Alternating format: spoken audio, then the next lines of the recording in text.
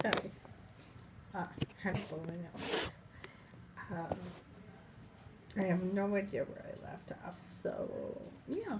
Anyway, um, I was in the middle of talking about family and being cancer free and,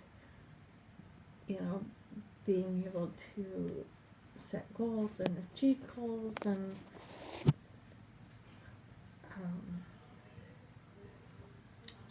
and then I was talking about how my kids came and I'm not really sure where I left off, but I plan on making a video that kind of shows the very few pictures of me in the beginning, couple pictures of me with my bald head. I'm gonna try to find the video of me when I shaved my head last 2 years ago, just because I really, really wanted to document throughout my journey with cancer, just because everyone's journey with cancer is so much different, and the way they react to the news, the way that they go through chemo, the way they do radiation, everything's so much different for each cancer patient, and not just each cancer patient, but each type of cancer. And people hear breast cancer and they don't realize how many different kinds of breast cancer there are, and how many, different grades there are, different types, and I still don't fully understand my diagnosis, because I have had, I started at the Mayo. Well, I started in Brainerd, but as far as cancer goes, I started at the Mayo Clinic in Rochester, Minnesota, and so I had teams of doctors, not just one doctor. I had teams of doctors. I had a team of neurologists. I had a team of regular doctors. I had a team of oncologists. I had a surgeon. I had nurses. I had aides. I had, oh my god, so many people in and out of my room constantly, and just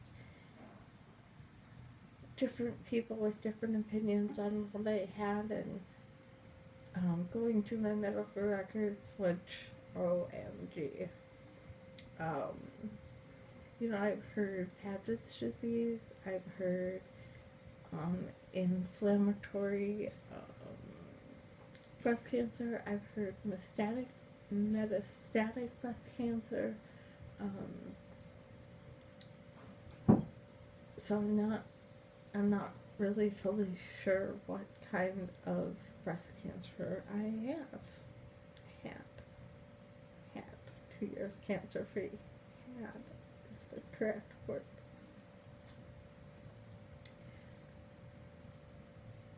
But along with the rarity of the type of cancer that I had was the fact that I was diagnosed so young. I am thankful that I was diagnosed so young, because my cancer at age 30 was already a stage 3C, which is not good. Stage 4 is usually terminal. So, yeah, we were lucky to have caught it when we did. And the only reason why we did was because of the rare side effect that I developed because of my cancer, the periomyoplastic syndrome. And because of that side effect is the reason why I wanted to document so much of my journey, but was unable to because I was paralyzed. I couldn't use my hands. I couldn't move my legs. I got super weak. My muscles didn't quite atrophy or, become useless, because they're slowly getting their function back. But I was essentially useless. It sucked not being able to hold my kids or hug them good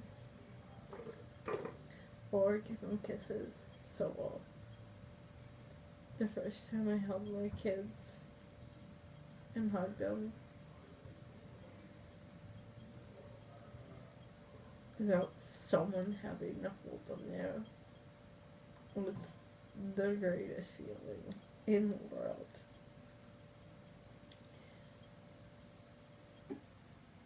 And for those of you who are parents, you know the feeling. You know, I'm sorry, I'm really emotional today because I got to see my kids. Sorry for the shaky video, guys. I'm trying to hold my iPad. It's not good. Not going so hot. I got to see my kids and my family. But it was only for like 3 hours. It was so hard to say goodbye.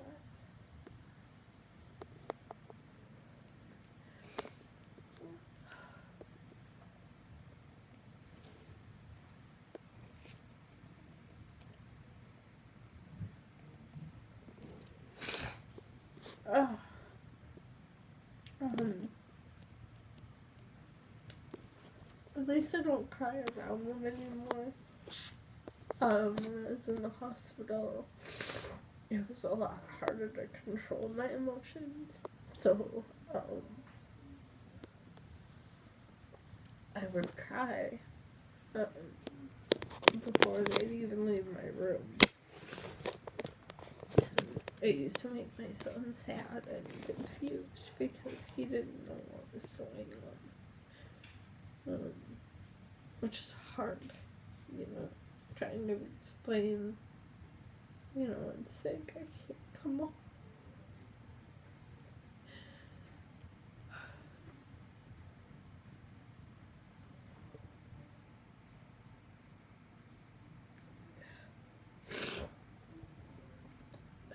But he's 10 now.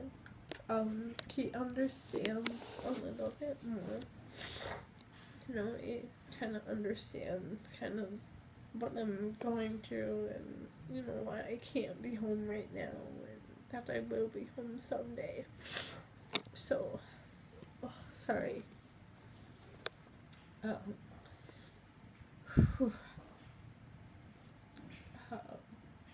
want so bad just to be home. To be honest, I don't even have a home right now. But, well, besides the one I'm in now, the assisted living in Brooklyn Park where I am. But as far as back home, my kids moved in with my mom because there's no sense paying rent for a townhome I'm not using. Yeah, my mom's house isn't wheelchair accessible. My sister's house isn't wheelchair accessible. And either way, there's not room at either of them for my wheelchair.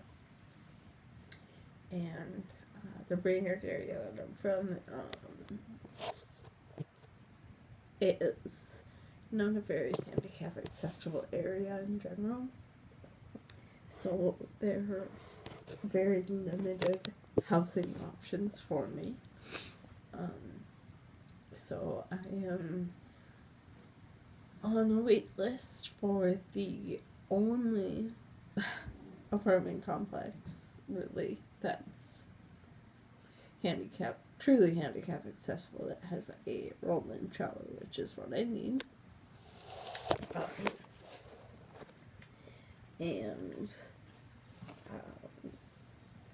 a place in St. Cloud, Minnesota, which is really not where I want to be. But it's closer to home. It's an hour away from home, so that would be a better option. I am looking forward to the day that I can go home. I'm going to try and apply for Habitat for Humanity, to see if maybe, hopefully, they could just build me a home. Well, we would build a home from my understanding. I mean, clearly I can't help, but I have lots of family and friends that are hopefully willing to help. But kind of going off on a little rant here. I'm not even sure what I was talking about anymore. And it's just so good to see my daughter. Such a happy kid. She's so spoiled though. Oh my goodness. But, that's okay too. That's what happens when you live with your grandma. You get raised by your grandma.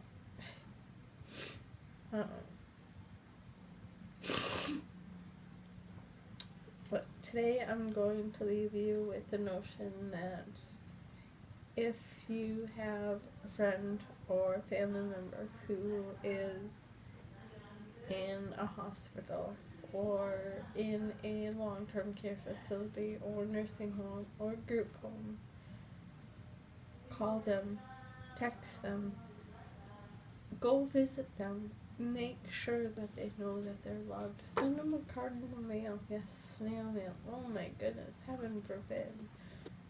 But, my teacher from 3rd grade sends me postcards from Florida. Sends me cards once or twice a week. And when I get them in the mail, I light up. I get so happy. And tonight a friend of mine, Brandon, stopped by to see me because he was down to sad. He didn't stay long, because he had his boy with him, Logan, who is OMG adorable. And he gave me permission to talk about it in this video, so I'm gonna. It's just a little flirt. He's so cute, but, it sucks. I wish I could hold him, but I can't. And he was sick anyway, so probably it's a good thing I didn't hold him. Weak immune system and everything. But, it's nice to have a friend here, to see someone, a familiar face, Just go see them. Just let them know that they're loved, because that positive thought just from one person can brighten your day and make you feel so much better. Because when you feel good about yourself, your body feels good, and it's easier to recover, and it helps you get better faster. And if anyone tells you otherwise, you tell them the ray of sunshine said